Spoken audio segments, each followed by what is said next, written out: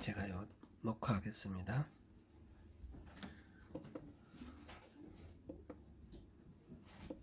Recording in progress. 네, 제가 지난주에 말씀드리기를 디모데전후서 디도스를 매일 성경 진도하고 상관없이 자세히 들여다보자 그렇게 말씀을 드렸는데, 제가 한 주간 또 이렇게 새벽 예배 드리면서 생각이 조금 바뀌었습니다. 그냥 매일 성경 흐름대로 그냥 따라가는 것도 좋겠다, 그런 생각입니다. 그래서 지난주 본문 이어서 하는 것이 아니라 디모데전서에서 한 번 더 할 수 있는 것 이렇게 4장에서 우리 하도록 그렇게 하겠습니다. 참고로 오늘 4장 본문 말씀 들어가기 전에 말씀드릴 거는 3장에서는 감독의 자격과 집사의 자격이 거론되었습니다. 감독은 감독, 장로 이렇게 성경 신약시대 성경에 나오는 부분은 목회자들입니다. 그리고 집사는 평신도 지도자입니다. 교회의 지도자 직분은 선한 일이라고 여기 표현되어 있는데, 고귀한 일을 수행하는 사람을 위해 마련된 자리입니다. 거룩한 삶으로 본을 보이고 바른 교훈으로 교인들을 가르쳐서 그들이 복음에 합당한 삶을 살아갈 수 있도록 그렇게 인도하는 그런 열망이 있는 사람들이 바로 지도자가 되어야 합니다. 지도자의 열망은 세속적인 욕심, 돈, 권력 이런 열망이 아니라 하나님의 일, 선한 일에 마음이 쏟아지는 그런 열망이 있어야 됩니다. 그러므로 감독이나 집사나 사실상 자격에 있어서는 큰 차이가 없습니다.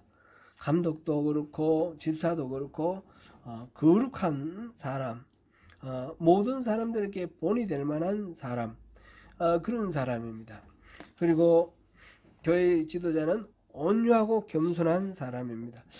우리가 이제 교회 생활을 하면서 직분을 이렇게 주고 직분을 받게 되는데, 이 직분을 받는 것은 교회에서 계급 올라가는 거 아닙니다. 절대로 그렇게 생각하면 안 되고요. 하나님이 주시는 섬김의 기회라고 생각을 하고, 그 직분에 합당하게 최선을 다해서 섬기면서 또 본이 되도록 그렇게 해야 됩니다. 그래서 교회에서 이렇게 본이 되는 사람은 사실상 세상에서도 본이 되어야 됩니다. 교회에서는 직분은 목사고 장로고, 그런데 세상의 눈으로 보면 완전히 인격이 완전히 이렇게 개차반이다. 표현이 좀 지나친 것 같은데, 하여튼 그렇다 그러면 그거는 하나님의 영광을 가리는 거지 않습니까? 교회 안에서도 본이 되어야 되고, 세상에서도 본이 되어야 되고, 세상 속에서도 좋은 이웃이 되어야 되고, 좋은 친구가 되는 그런 인격이어야 한다라는 것을 우리가 생각하면 좋겠습니다. 그래서 오늘 이 4장 1절부터 5절 사이에서는 과유불급이라는 말이 생각납니다. 과유불급이 뭡니까? 너무 지나치면 차라리 못 미치는 것보다 오히려 안 좋다, 못하다, 그런 뜻이죠. 무엇이든 지나치면 안 좋다, 그런 뜻입니다. 디모데전서 4장 지금 1절에서 2절 사이에 보면 미혹된 영의 가르침에 따르는 경건의 과유불급이 나오는데, 거짓 신앙을 가르치는 사람이 지나치게 이 경건 절제를 강조를 해서 혼인하지 말라, 그 다음에 이런 음식을 먹으면 안 된다, 이런 걸 한다라는 거죠. 말하자면 경건을 위해서 지나친 금욕을 강조하는 것입니다. 이들은 이러한 태도는 이른바 영지주의에서 나왔습니다. 우리 초대교회에서 가장 큰 위협이 되는 게 영지주의인데, 영지주의는 이 그리스의 플라톤 철학이 이렇게 영향을 준 것인데, 기본적으로 육체와 정신을 분리를 해서 정신은 아주 고매하고 귀하고 가치가 있는데 육체는 가치가 없다라는 겁니다. 그리고 이런 진리에 대한 특별한 지식을 가진 사람이 의미가 있는 인생이다. 그리고 지식에 대해서 강조를 많이 하고, 그리고 정신에 대해서 강조를 많이 합니다. 이렇게 하다 보니까 육체적인 거는 다 무시하는 거죠. 우리가 이제 성경에 보면 육신, 육체 이렇게 나오는 것들은 나쁜 것들이 많아요. 죄예요. 그죠? 근본적으로 우리가 거듭나기 전에 죄의 본성을 말할 때 육신, 육체 그러는데, 이거를 실질적으로 우리 삶 속에서 육체와 정신을 구분해서 이 정신은 의미가 있고 육체가 움직이는 다 가치 없다 이렇게 봐버리는 겁니다. 성경에서 나오는 그런 거는 죄의 본성을 가진 옛사람을 부정하는 것이지 우리 육체 자체를 부정하는 건 아닙니다. 그래서 이 사람들은 혼인을 금합니다. 혼인을 말하자면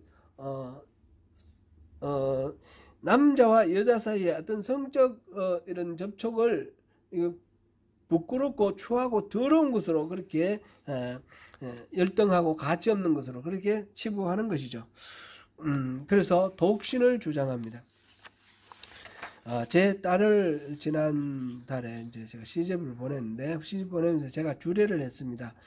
주례를 했는데 제가 주례를 할 때 주례사는 뭐 이렇게 덕담도 하고 많은데 성경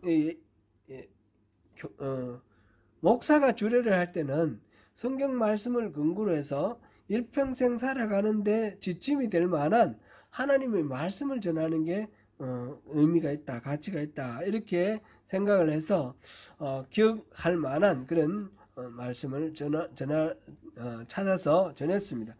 제가 전한 말씀이 고린도전서 7장 3절에서 5절인데 우리 같이 한번 보시겠습니다. 고린도전서 7장 3절에서 5절까지 같이 있습니다. 남편은 그 아내에 대한 의무를 다하고 아내도 그 남편에게 그렇게 할지라. 아내는 자기 몸을 주장하지 못하고 오직 그 남편이 하며 남편도 그와 같이 자기 몸을 주장하지 못하고 오직 그 아내가 하나니 서로 분방하지 말라. 다만 기도할 틈을 얻기 위하여 합의상 얼마 동안은 하되 다시 합하라. 이는 너희가 절제 못함으로 말미암아 사탄이 너희를 시험하지 못하게 하려 함이라. 아멘. 내용은 좀 19금이죠. 그런 내용인데 혼인 예식에 이 본문을 가지고 설교하는 경우는 제가 본 적이 없습니다. 저도 그런 거는 알지만 그럼에도 불구하고 이 말씀을 택한 이유는 이것이 너무너무 중요하다고 생각하기 때문입니다. 오늘 우리들에게도 마찬가지입니다. 혼인하는 신혼부부만이 아니라 오늘 살아가는 우리 모두 서로의 몸에 대해 부부간에는 서로의 몸에 대해서 상대의 권리를 인정하고 성실히 존중하라는 겁니다. 성생활에 성실히 임해야 된다라는 것입니다. 이 말씀의 기본 전제는 성생활은 하나님이 주신 창조의 질서이고 하나님이 주신 귀한 선물이다라는 것입니다. 이건 절대로 더럽고 추악한 것이 아니고 하나님이 만들어주신 배필 가정 안에서의 성생활은 거룩하고 귀한 것입니다. 이것을 벗어났을 때에 죄가 되고 또 추한 것이 됩니다. 그러므로 혼인을 금지하는 가르침은 바로 하나님의 창조 질서를 부정하는 이단의 가르침이 됩니다. 그 정도로 하고요. 그 다음에 특정 음식물을 금하는 것도 마찬가지입니다. 그 한 가지는 말씀드려야 되겠네요. 이렇게 성생활을 서로 존중하면서 하는데 5절에 보니까 서로 분방하지 말라 그랬습니다. 그러니까 여기 영어로 보면 do not deprive each other 이렇게 해놨습니다. 상대의 권리를 빼앗지 말라는 것이죠. 그러니까 내 몸에 대한 남편의 권리를 빼앗지 말라. 존중해주라. 성적으로 그렇게 성실하게 임할 의무가 있다. 단 예외가 하나가 있는데 기도할 때는 기도할 때는 예외가 있다 그런 것입니다. 그러니까 이 가장 중요한 부부간의 가장 중요한 그 의무보다도 더 중요한 것이 기도라는 겁니다. 그러니까 부부는 평생 살아가면서 기도하라. 기도는 무슨 일이든지 항상 함께 기도할 때에 이 부부의 이 하나님이 지어주신 이 가정의 모든 가치와 덕목이 아름답게 이어져갈 수 있다 그런 의미입니다. 그렇게 하고요. 그 다음에 넘어가겠습니다. 음식물을 금하는 것, 이것도 마찬가지입니다. 이에 대해서 바울은 어떻게 보고 있는지 함께 살펴보겠습니다. 디모데전서 지금 4장 4절 5절 읽어봅니다. 하나님께서 지으신 모든 것이 선함에 감사함으로 받으면 버릴 것이 없나니 하나님의 말씀과 기도로 거룩하여짐이라. 이 말씀은 사도행전 10장에서 베드로가 환상을 만났던 그것이 연상이 됩니다. 베드로가 정오에 기도하기 위해서 지붕 위에 올라갔는데 갑자기 하늘에서 보자기 같은 그런 그릇이 내려왔습니다. 그 그릇에 보니까 많은 짐승, 기는 것, 그 다음에 또 나는 것 이런 것들이 있는데 이거는 생략이 되어 있지만 레위기에서 먹지 못하는 부정한 식품들이에요. 이것을 이렇게 내려왔는데 그것을 일어나 잡아먹으라 하는 소리가 들립니다. 그랬을 때 베드로가 저는 절대로 이 불결하고 속된 것은 먹지 않습니다. 그랬더니 그거는 이제 성경 말씀에 근거를 한 거죠.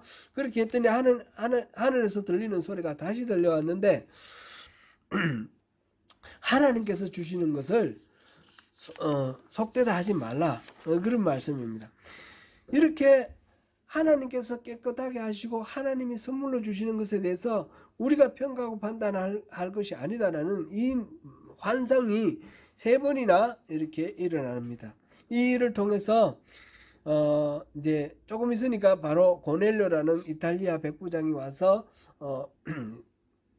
사람을 보내서 자기 집에 와서 복음을 전해달라는 소식을 전하죠. 그래서 이방인들에게 복음을 전하는 그런 중요한 터닝 포인트가 되죠. 이방인들과는 유대인들은 같이 앉아서 밥도 먹지 않고 뭐 그냥 친한 사람이라도 오늘날도 그렇습니다. 어떤 교수님이 이제 강의하는 중에 이제 얘기를 하는데 예루살렘에서 공부를 했어요. 히브리 대학교에서 공부를 하고 박사 받고 7, 8년 거기서 공부를 했는데 아주 친한 친구가 있다는 거죠. 그런데 절대로 같이 밥은 안 먹는데요. 지금도 그런 생각을 가지고 있는 거예요, 유대인들은. 그런데 이제 이 베드로가 보는 환상을 통해서 이방인들과 이 음식을 부정한 음식을 먹느냐 안 먹느냐 이게 아니라 하나님이 거룩하다 하면 이방인들도 거룩하다는 거죠. 이방인들에게도 복음을 전하고 구원의 길을 열어야 된다. 예수 그리스도께서 십자가에 달려 죽으신 이 일은 유대인들만을 위한 것이 아니라 모든 사람들을 위한 그런 구원의 길이다라는 것을 그 문호를 여는 것이 바로 이 베드로의 환상이었습니다. 그리고 바울이 이제 교회를 개척하고 1차 선교 여행을 갔다 오고 난 뒤에 이것을 이방인들에게 할례를 해야 되느냐 말아야 되느냐 이것 가지고 이제 바울이 간 그 뒤를 따라다니면서 예루살렘에서 온 이 유대인 교사들이 바울을 거짓 교사라 그러고 예수를 믿어도 할례를 받아야 된다고 그러고 그런 식으로 하니까 중대한 문제가 됐습니다. 그리고 이 이슈를 가지고 예루살렘에서 공회를 거쳐서 그래서 일단 이방인들에도 복음을 전할 수 있도록 문호를 열었죠. 4가지만 금지하고 목매어 모인 것, 간음하는 것, 그 다음에 또 하나 뭐죠? 이 4가지만 빼고 나머지는 다 이렇게 문호를 열었습니다. 그런 식으로 이제 이방인들에게도 하나님의 은혜를 이렇게 고르게 보급할 수 있게 되는 그런 전기가 바로 베드로의 이 환상을 통해서 하나님이 말씀하신 것입니다. 여기에서 결국 이방인들에게 복음을 전하는 것으로 나타나는 하나의 은유이지만 음식 하나님께서 깨끗하다고 하신 것을 불결하다, 속되다라고 말할 수 없다라는 것이 여기에 직접적으로 나와 있죠. 그러니까 음식에 대한 금지는 하나님께서 주신 것을 감사함으로 받으면 되는 건데 이건 불결하다, 이건 안 된다 이런 식으로 말할 것이 없다라는 것입니다. 중요한 것은 하나님의 하나님의 주심, 하나님 은혜, 거기에 대해서 우리가 알고 감사하고 말씀과 기도에 근거해서 그것을 따르는 것이 중요합니다. 경건의 삶을 위해서는 너무 지나친 이런 금식이나 너무 지나친 그런 것이 그렇지 않고 균형 잡힌 절제가 필요하다라는 것입니다.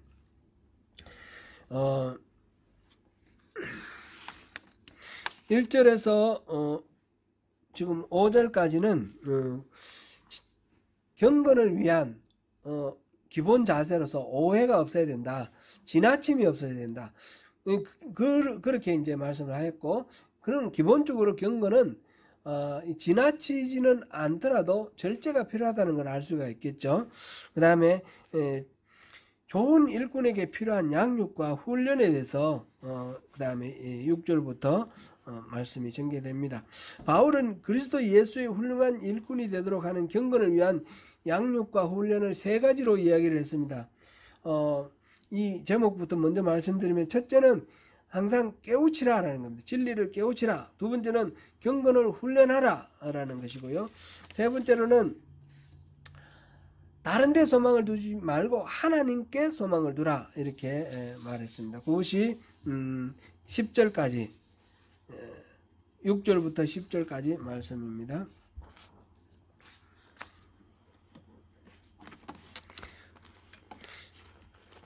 첫 번째는 깨우치게 하라라는 것인데,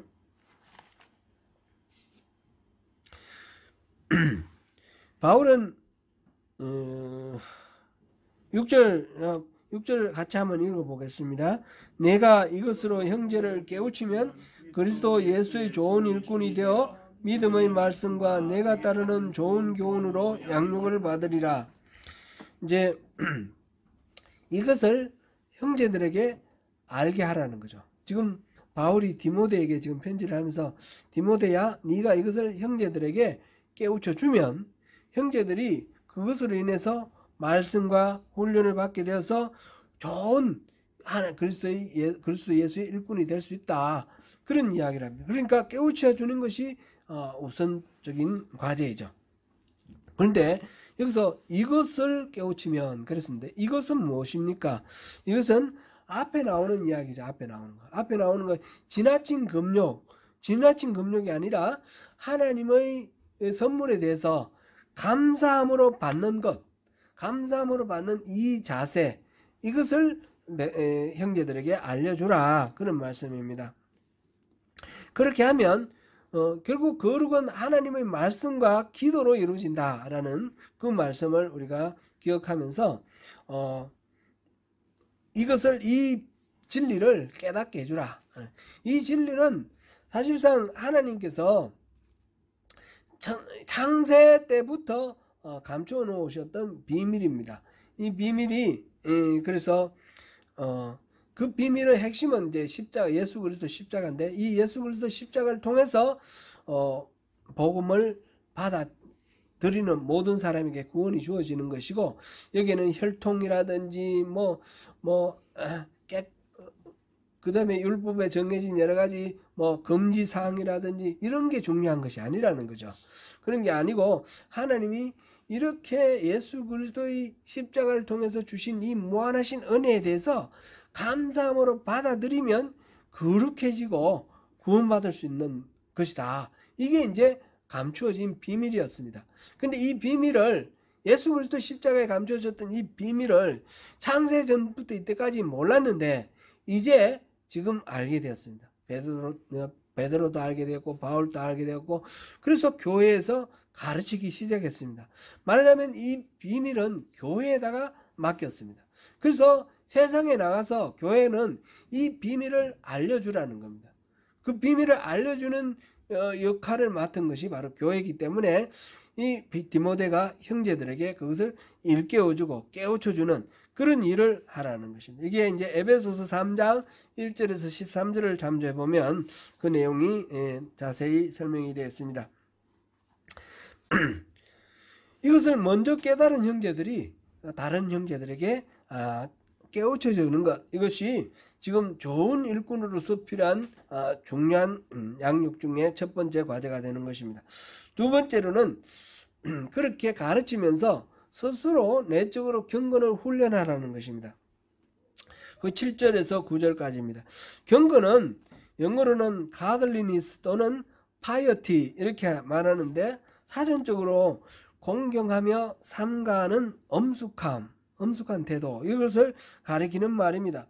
하나님을 두려워하고 떨리는 마음으로 그 하나님 앞에 서는 것이 경외입니다. 경외는 공경하고 두려워하는 거죠. 그 경외하는 마음으로 하나님을 대하는 자세, 그것이 경건이다, 이렇게 말할 수 있겠습니다.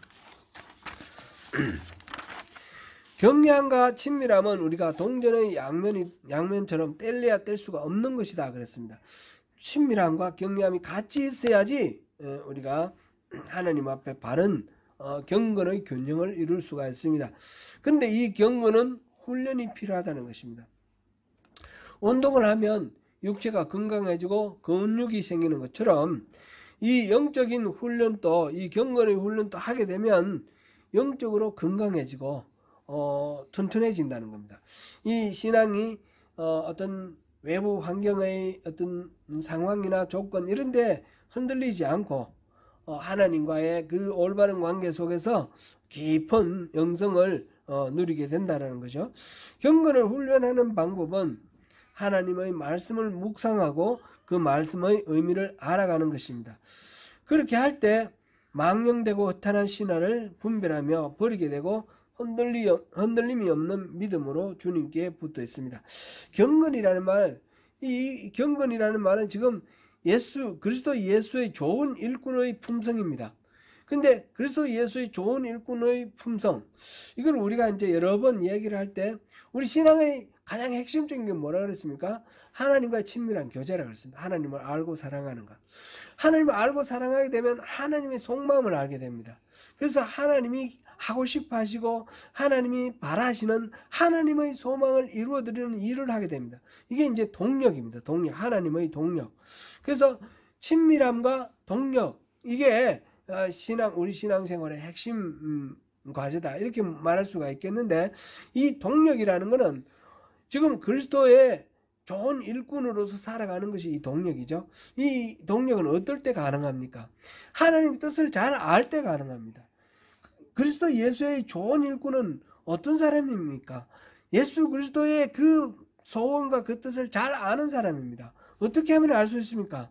말씀을 묵상하고 기도할 때에 그 말씀과 묵상을 통해서 주님과 교류하는 가운데 그것을 알 수 있게 된다는 것입니다. 그러니까 경건의 훈련은 다름 아니라 말씀과 기도를 통해서 주님과의 관계를 튼튼하게 만들어가는 것, 이것이 바로 경건의 훈련이다라는 것입니다.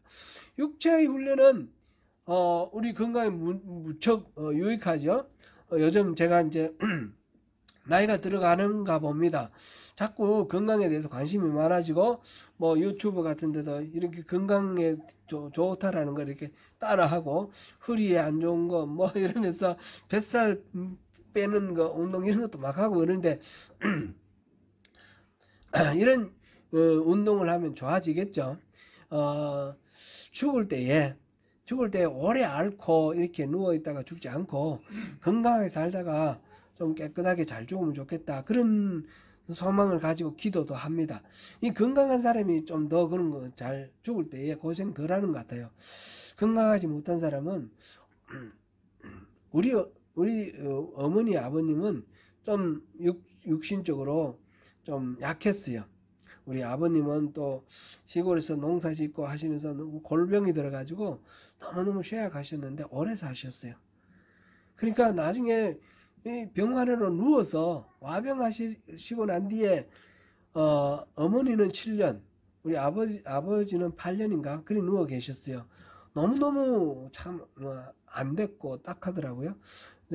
좀 건강하게 살다가 좀 이 세상 떠날 때는 좀 오래 앓지 않고 그렇게 갔으면 좋겠다, 이런 생각됩니다. 그래서 여러분들도 건강을 위해서 열심히 또 운동도 하시고 그렇게 하십시오. 근데 이거는 길어봐야 이 땅에서 60년, 70년, 요즘 수명이 많이 늘어서 우리 청년들 세대 되면 120세가 아마 될 거라고 그러는데, 그렇게 사는데 120세라 하더라도 짧은 거예요. 그죠? 근데 이 경건의 훈련을 하면 이 영적인 이 건강함은 영혼에 연결되어 있는 것 아닙니까? 영혼에 연결되어 있는 것입니다. 그러므로 우리가 이 건강한 관계를, 주님과의 이 건강한 관계를 튼튼하게 하는 영적 훈련, 바로 경건의 훈련을 위해서 우리가 또 시간을 투자하고 말씀을 묵상하고 기도하는 것, 이 소홀히 하지 않도록 또 우리 한번 점검해 보면 좋겠습니다. 세 번째로는 하나님께만 소망을 두는 겁니다. 10절 말씀이죠. 우리의 소망은 이 땅에서 잘 먹고 잘 사는 것이 우리의 소망이 될 수가 없습니다. 하나님 나라가 이 땅에 임하는 것, 이것이 우리의 소망이 되는 것이고, 하나님의 뜻이 하늘에서 이루어진 것처럼 이 땅에서도 이루어지는 것, 이것이 우리의 소망입니다. 그리고 우리는 영원히 하나님과 함께 하나님 품에서 그 안식을 누리며 참된 평강과 참된 기쁨을 영원히 누릴 수 있는 그런 것에 우리 소망이 있습니다. 그러니까 다른 데 소망을 두지 말고 하나님께 소망을 두는 것을 훈련하라는 겁니다. 이거는 그냥 저절로 되는 것이 아닙니다. 아무리 머릿속으로 예수 믿는 거는 이런 거라더라 그랬는데, 무슨 문제가 생기면 마음속에 두려움이 찾아오고 걱정과 염려, 근심이 가득 차서 예수님이 안 보여요. 하나님이 머릿속에서 떠나가 버렸어요. 이렇게 되면 안 되니까 그런 위기가 닥칠 때 더욱 하나님이 생생하게 떠오르고 우리가 더욱 하나님을 믿고 의지함으로써 이 두려움과 공포, 이 헛된 생각에 뺏기지 않도록, 우리 마음 뺏기지 않도록 하나님께 소망을 두는 것을 계속해서 또 우리가 훈련을 해야 됩니다. 이것이 우리 경건이고, 이것이 바로 그리스도 예수의 좋은 일꾼의 성품입니다. 경건은 그러면 너무 추상적인 거 아닌가? 너무 머릿속에만 감도는 그런 것 같은 느낌이 듭니다. 근데 성경에서 말하는 것은 그런 영적인 삶이 구체적으로 우리 생활 속에 나타나는 것을 말합니다. 경건에 대한 정의 한 가지만 우리가 찾아보겠습니다. 야고보서 1장 27절.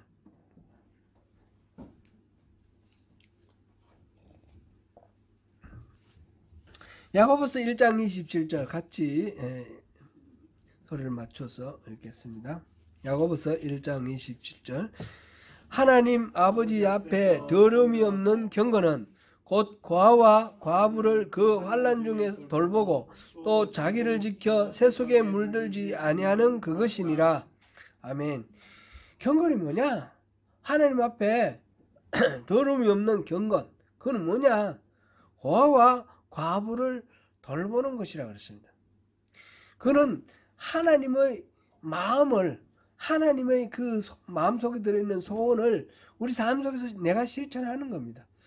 이 성경에서 중요한 그 구약 성경부터 신약까지 흐르는 중요한 하나님의 마음은 과와 과부를 돌보는 겁니다.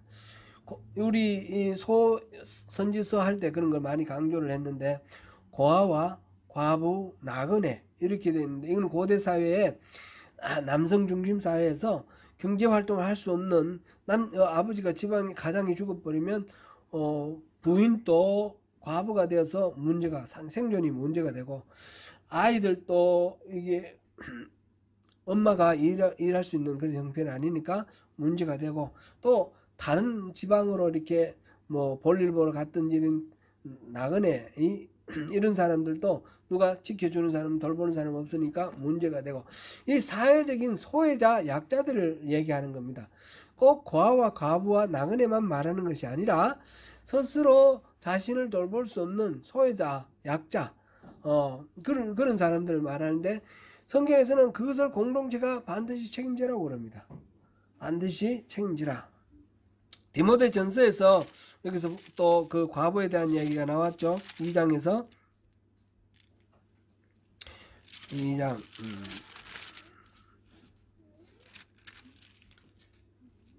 5장에서 나왔군요. 하여튼 이 과부에 대한 이야기, 이거는 사회적인 우리 사회가 이제 막 변하고 이렇게 저렇게 되지만 기독교의 기본 정신은 약자, 소외자에 대해서 공동체가 관심을 갖는 거라는 것입니다. 경건은 다름 아니라 나 잘 먹고 잘 사는 것에 끝나지 아니하고 나 주변에 소외된 이웃이 있을 때에 함께 이렇게 극복해 나갈 수 있도록 돕는 것까지가 경건입니다. 경건은 개인의 머릿속에만 들어있는 어떤 관념이 아니고 하나님의 뜻이 내 삶을 통해서 표출되어 나오고 실천되는 것입니다. 암과 삶이 하나로 일치하는 것입니다. 그렇게 이 지금 경건을 훈련하라.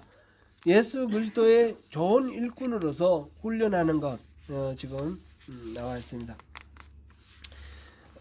가르치는 것, 깨우치는 것, 이 진리에 대해서 깨우치는 것, 그 다음에 끊임없이 말씀과 묵상을 통해서 훈련하는 것, 그리고 하나님께 소망을 두는 것입니다.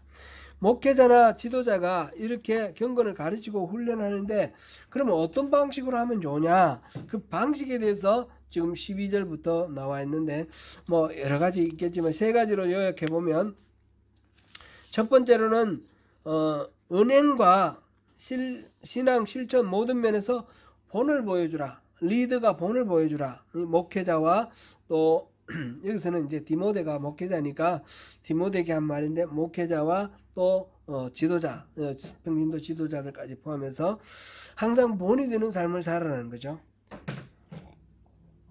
베드로전서 5장 3절 제가 읽어드리겠습니다. 맡은 자들에게 주장하는 자세를 하지 말고 약물의 본이 되라. 교회에서 어떤 직분을 맡았으면 그 맡은 부수에서 주장하는 자세, 자기 뜻대로 막 관철시켜 나가는 그런 자세가 아니라 양지기가 양떼를 돌보듯이 그렇게 돌보는 자세로 하라, 그런 말씀이죠. 목회자와 교사의 자녀들 가운데 일탈하는 사례가 많다고 합니다. 그 부모가 입으로 하는 말과 또 집에 들어와서 또 삶으로 살아가는 삶으로 보이는 것 사이에 차이가 많이 나면 아이들이 이게 가치관이 흔들리고 중심을 못 잡게 되는 거죠. 실망을 하고 일탈을 하게 되는 겁니다. 그래서 이런 말이 있지 않습니까? 자녀들은 부모의 등을 보고 배운다고. 하는 말 보고 배우는 게 아니라 실제로 살아가는 삶을 보고 배운다는 거죠. 그러니까 번드르한 말이 중요한 것이 아니고 말씀을 전하고 가르친 만큼 그렇게 살려고 애쓰는, 물론 우리가 인간적으로 너무너무 연약하기 때문에 넘어질 수도 있고 범죄할 수도 있습니다. 그러나 기본 자세가 말씀을 선포한 만큼 살아가려는 그런 자세가 있어야 된다는 것이죠. 둘째로는 성경을 읽고 가르치고 권면하는 일을 소홀히 하면 안 된다라는 것입니다.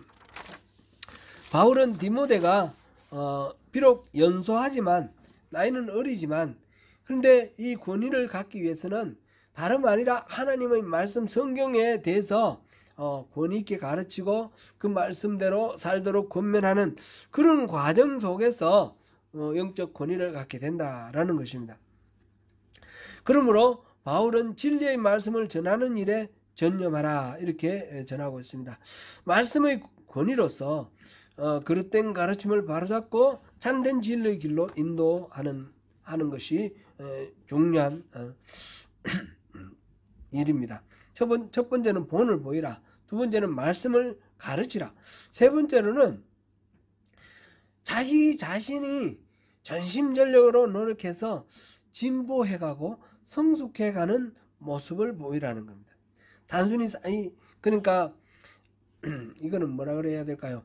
어떤 통치적, 공시적 이 어떤 한순간에 어떤 모습만 보여주는 것이 아니라 살아가는 삶 속에서 변화되어 가는 과정 전체를 보여줘서 하나님이 기뻐하시는 모습으로 이렇게 나아가는 그런 것을 보여주라는 겁니다. 14절에서 장로의 회에서 안수받을 때에 예언을 통하여 받은 은사를 가볍게 여기지 말라, 이랬습니다. 이제 이제 목회자로 안수받는 절차가 장로의회에서 안수받는 것을 의뢰됐는데, 이것을 통해서 성령의 은사가 임함과 동시에 가장 중요한 것은 어떤 직무가 주어지죠. 어디에서 이렇게 목회를 하라, 직무가 주어지는데, 그때에 은사와 직무를 유념하라, 명심하라, 그런 이야기입니다. 하나님은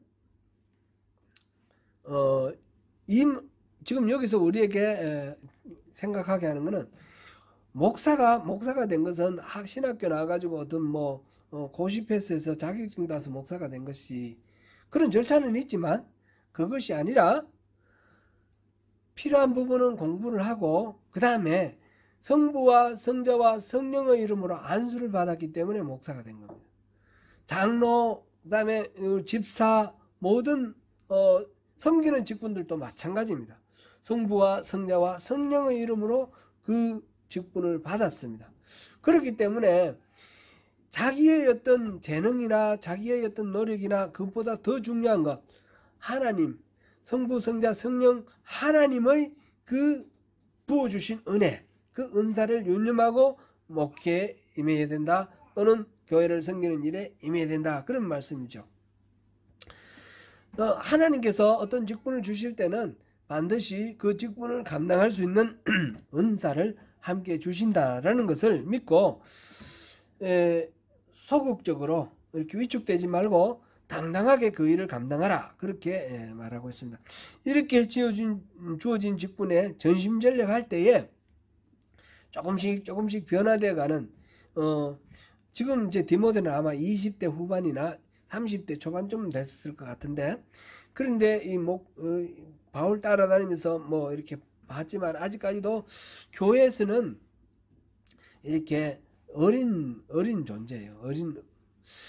에베소 교회인데, 특히 에베소 교회는 바울 사도가 이렇게 많은 중점을 두고 2년 반 머물렀던 그런 교회고, 요한이 거기서 요한이 거기서 있기도 하고, 많은 중요한 그런 리더들이 있었죠. 그러니까 디모데가 어린애 취급받기 쉬운 거예요.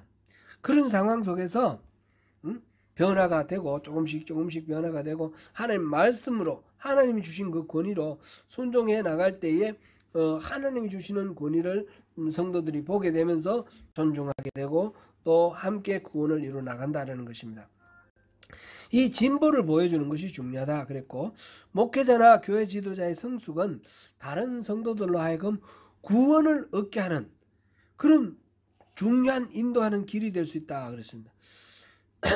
이거는 그냥 좋은 거 소개해 주는 것이 아니라 구원의 길로 인도하는 매우 중요한 그런 것입니다. 그래서 제자리에 머물러 있어서는 안 되고 성장하고 성숙해야 한다 그렇습니다. 목회자들도 그렇고 우리 성도들도 그렇고 신앙생활 연조가 중요한 게 아닙니다.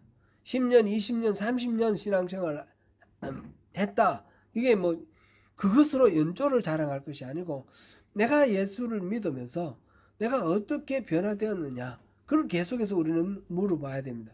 그리고 완전히 우리가 옛사람의 그 본성에서 벗어나서 새로운 사람으로 이 변화되는 그 과정, 처음에 우리가 예수를 믿는다고 해서 당장 바뀌지 않지 않습니까? 옛날 구성은 그대로 남아있으니까 처음에는 1% 예수님 말씀, 성령 말씀 따르고 99% 육체의 말을 따른다 그러면 살아가면서 이게 자꾸 성령 말씀 따르는 게 커져야 되지 않습니까? 10%, 90%, 또는 50%, 60%, 40%. 이 경건이 훈련되고 영적으로 성숙되고 진보해가는 그런 삶의 변화가 반드시 있어야 된다는 것입니다. 연조가 중요한 것이 아니라, 우리가 거듭났다라는 말을 하는데 이거는 위로부터 다시 났다는 건데, 이전의 삶과는 완전히 차원이 다른 삶을 산다는 것입니다. 우리가 예수 믿는다는 것은 그냥 교회 다닌다, 이게 아닙니다. 예수 믿는다는 것은 우리의 가치관, 습관,